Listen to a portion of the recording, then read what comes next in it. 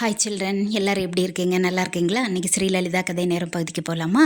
நம்முடைய channel name தான் ஸ்ரீலலிதா கதை நேரம். இதில் moral stories, devotional stories, general knowledge points, maths game இதெல்லாம் பார்த்துட்டு இருக்கிறோம்.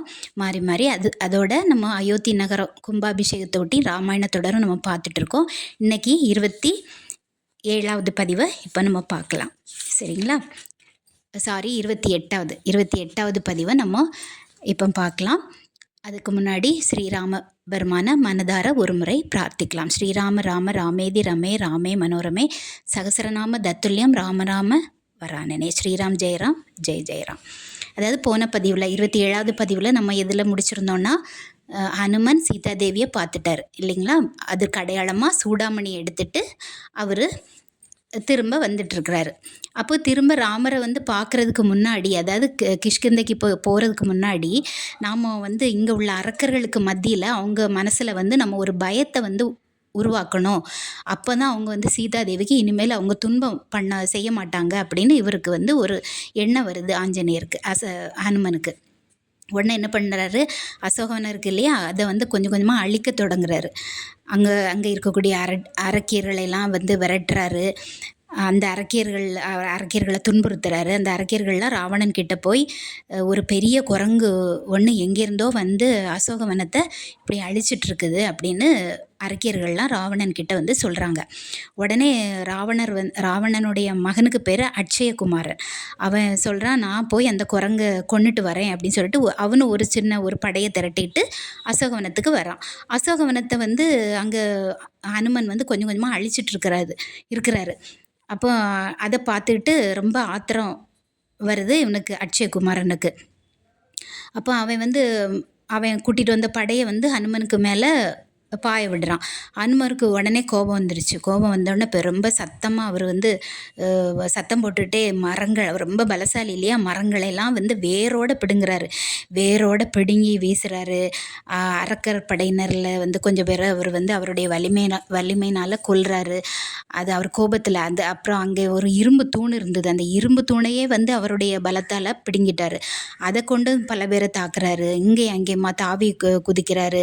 சில பேரை கைகளால் அடிக்கிறாரு. இப்படி நிறைய பயமுறுத்துறாரு. படைகளை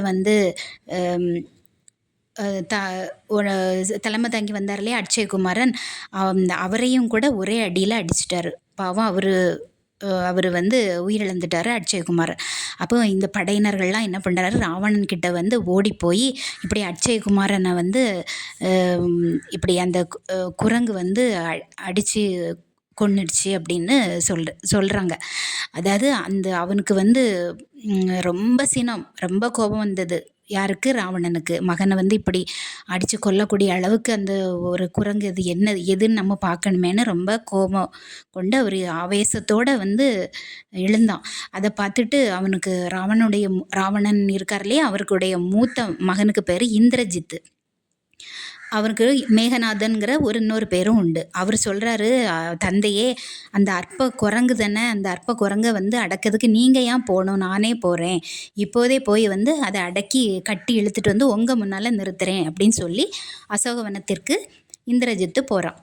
வந்திருப்பவன் ராவணனுடைய மகன்தான் அப்படின்னு ஹனுமருக்கு தெரிஞ்சிடுச்சு. உடனே ஹனுமன் ஒரு யோசனை செய்கிறாரு. இவனோட போர் இடுறது மாதிரி நம்ம நடிக்கணும். அப்போ தான் ராவணனை பார்க்க முடியும். அதனால இவனுக்கு கொஞ்சம் கட்டுப்படுவோம். அப்படி செய்தானா இவனே நம்மளை ராவணன்கிட்ட கூட்டிகிட்டு போய் ராவணனை நம்மளால் பார்க்க முடியும்னு ஒரு முடிவு பண்ணுறாரு ஹனுமன். உடனே இந்திரஜித்தோட மேலோட்டமாக, அதாவது அவருடைய முழு பலத்தை காட்டாமல் மேலோட்டமாக சண்டை போடுறாரு. இந்திரஜித்தும் ஹனுமனுக்கு மேலே பிரம்மாஸ்திரத்தை ஏவிட்டார். உடனே ஹனுமனும் அதற்கு கட்டுப்பட்டுற மாதிரி நடிக்க தான் செய்கிறாரு. உடனே ஹனுமனை கட்டி இழுத்துட்டு ராவணன் இருக்கக்கூடிய அரண்மனைக்கு ராவணனுக்கு முன்னாடி கொண்டு போய் நிறுத்திட்டான். யார்? இந்திரஜித்து. ராவணனுக்கு முன்னாடி நிறுத்தப்பட்ட ஹனுமன் உடனே தன்னுடைய சுய ரூபத்தை, அதாவது தன்னுடைய சின்ன குரங்கு ரூபத்தில் இருந்தார் இல்லையா, தன்னுடைய உருவத்தை மாற்றிட்டு ரொம்ப வலிமை மிக்க ஹனுமனாக அவனுக்கு முன்னால் நின்னார். அப்போ பிரம்மாஸ்திரத்துக்கு பிடியிலிருந்து ஆவேசமாக தன்னை விடுவிச்சிட்டாரு ஹனுமன். அதாவது ஈஸியாக அதை பிரம்மாஸ்திரத்துலேருந்து தன்னை விடுவிச்சு நல்ல ஒரு துணிச்சலாக நிற்கிறாரு.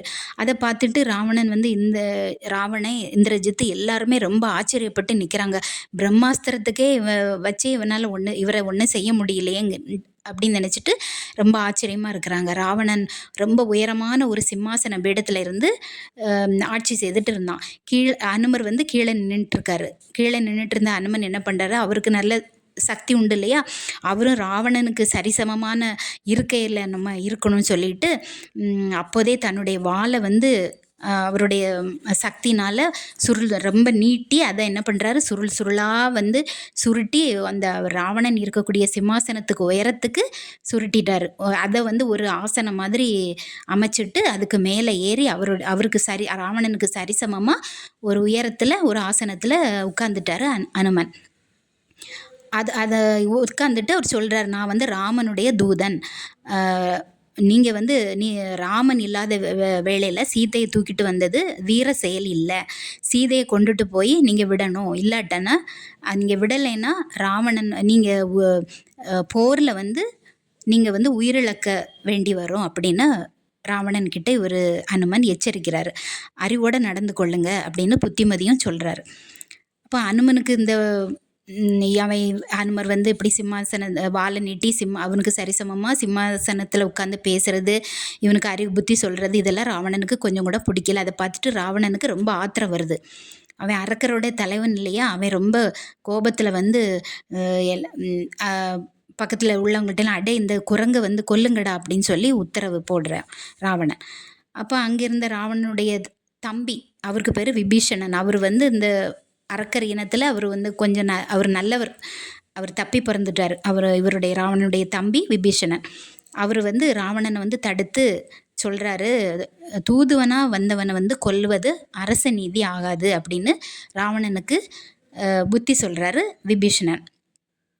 ஆனால் ராவணன் சொல்கிறாரு, இவன் நடந்து கொண்ட விதம் வந்து ஒரு தூதுவன் செயல் மாதிரி இல்லையே அப்படின்னு சொல்லிட்டு இந்த குரங்குக்கு ஏதாவது தண்டனை கொடுத்தே ஆகணும் அப்படின்னுட்டு என்ன பண்ணுறாரு, அனுமனுடைய வாலில் துணியை சுற்றி அதில் தீயை வந்து வச்சு விடுங்க அப்படின்னு சொல்கிறாரு. வாழை தானே நீட்டி சிம்மாசனம் மாதிரி சுருட்டி உட்காந்து அந்த வால்லையே தண்டனை கொடுக்கணும், வாலில் துணி சுற்றி தீயை வச்சிடுங்க அப்படின்னு ராவணன் கட்டளை போடுறாரு. அரக்கர்களும் அந்த மாதிரியே செஞ்சுட்டாங்க.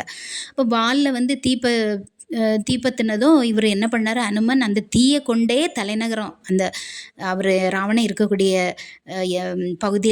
பகுதிகளில் முழுவதையும் தீயை வந்து பற்ற வச்சுக்கிட்டே கட்டடங்களையெல்லாம் பற்றி எரியும் மாதிரி செஞ்சுட்டே இருக்கிறாரு அனுமன். அப்புறம் அவர் ஆகாய வழியாக என்ன பண்ணுறாரு, பறந்து வந்துட்டார். அங்கே கொஞ்சம் இவ்வளவு வேலைகள் பண்ணிவிட்டு ஆகாய வழியாக என்ன பண்ணுறாரு, பறந்து கடலை தாண்டி அனுமனு கூட கொஞ்சம் குழுவினர் வந்திருந்தாங்க இல்லையா, அந்த குழுவினர்கிட்ட வந்து சேர்ந்துட்டார். நடந்ததெல்லாம் வந்து அவங்க கிட்ட கூறினாங்க. எல்லாரும் ரொம்ப மகிழ்ச்சி, சீதையை பார்த்துட்டு வந்தனால ரொம்ப மகிழ்ச்சியோட ரொம்ப ஆரவாரமாக இருக்கிறாங்க, ஆரவாரம் செய்து இருக்காங்க. அப்புறம் எல்லாரும் என்ன பண்ணுறாங்க, ராமர் இருக்கக்கூடிய இடத்துக்கு போகிறாங்க, கிஷ்கிந்தை நோக்கி. அப்போ சீதையை தேடி கிழக்கு மேற்கு வடக்கு மற்ற 3 திசைகளுக்கும் கொஞ்சம் குரூப் போனாங்க இல்லையா, குழுக்கள். அவங்க எல்லாம் என்ன பண்ணுறாங்க, சீதை இருக்கக்கூடிய இடத்த வந்து கண்டுபிடிக்க முடியாமல் அவங்க தோல்வியோட திரும்பிட்டு இருக்காங்க கிஷ்கிந்தையில். இதனால் சுக்ரீவன், அங்கே கிஷ்கிந்தையை அரசாட்சி புரிந்த சுக்ரீவன் வந்து ரொம்ப கவலையோடு இருந்துட்டு இருந்தார். ஆனால் இங்கே ராமலக்ஷ்மணர் வந்து கவலைப்பட்டாலும் ஹனுமருடைய தெற்கு திசை போன ஹனுமன் வந்து எப்படியும் வருவார் வெற்றியுடன். இவங்க வந்து ரொம்ப ஒரு நம்பிக்கையோடு இருக்காங்க. ஹனுமனின் வருகையை வந்து ரொம்ப எதிர்பார்த்து ரொம்ப ஆவலோடு இருக்காங்க. எல்லாருடைய பார்வையும் தெற்கு திசை நோக்கியே இருந்தது. இதில் நம்ம இந்த பதிவில் இதோட முடிச்சுக்கலாம். இனி அடுத்த பதிவில் மீதி கதைகளை பார்க்கலாம். நம்முடைய சேனல் உங்களுக்கு பயனுள்ளதாக இருந்தால் லைக் பண்ணுங்கள், ஷேர் பண்ணுங்கள், சப்ஸ்கிரைப் பண்ணுங்கள். நன்றி, வணக்கம், பை.